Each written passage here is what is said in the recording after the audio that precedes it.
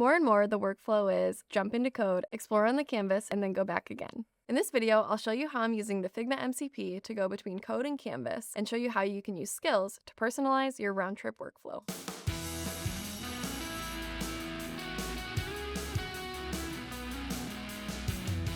I'm Rachel, this is Show Your Work, the series where designers geek out and show you how we're building on the Figma canvas.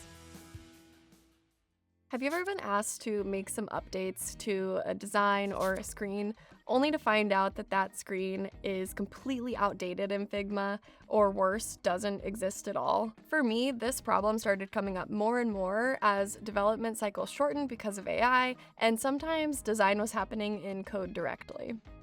Let's take a look at this landing page design and see what happens if I ask Cursor to create the design in Figma. I'm going to prompt Cursor to not only create this design, but attach my existing design system styles, variables, and components. We'll get back to a little bit more about what's happening here later on, but for now, let's just hop over to Figma and see what it created. So having this starting point in Figma saves me a ton of time. Not only do I have a design I can work from, but it actually is using my existing design system components. So now I'm going to get into the creative flow and experiment with some new options for this page. I'm feeling good about this design, but given what's possible now, I don't just want to send my developer a static Figma file when I can go ahead and bring this to life. I like bringing designs into code because it can help me experiment with things like interactive states and real behavior. Let's see what happens if we ask our agent to create this updated landing page design. It helps me see how the designs actually feel in practice and surfaces decisions that I might not catch in a static design file. The MCP server can help here too. Great, notice how Cursor built the page exactly how it was in my Figma file with all of the same text, layers, and images. Sending design to code with the MCP is so much more effective than using a screenshot because the agent has real context to work with. Setting up things like code connect, variable naming, and well-structured auto layout can go a long way. Now I can continue to experiment with my design, exploring things like hover states, interactivity, and fun animations directly in code.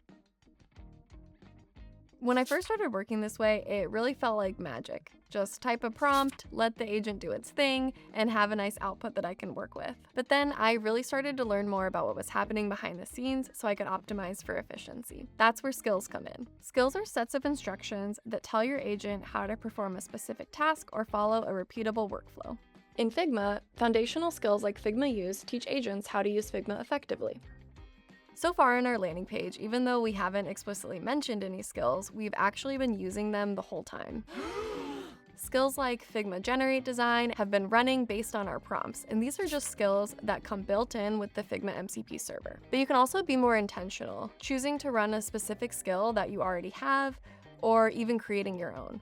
One of the best things about skills is that you can browse what the community is already making, installing skills that are relevant to your workflow, or even taking them as inspiration to create your own personalized skills. Skills can be used for everything from running accessibility checks to improving design to code handoff, or even mapping design and code components more reliably. They can be as simple or as technical as needed for the problem you're trying to solve. Let's take a look at an example. Copy is one of those things that always feels like it's evolving until the very end.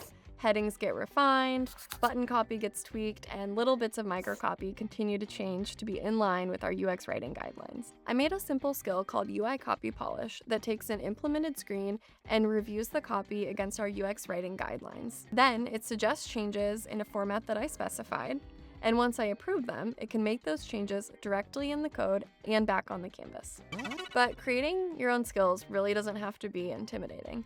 At their core, they're just markdown files with detailed sets of instructions for your agent. Things like what steps to follow, what tools to call, and the format you'd like the output in. Most agentic tools even have features to help you build skills in a generative way. Let's see what happens if I run my UI Copy Polish skill on the new section of the landing page I designed.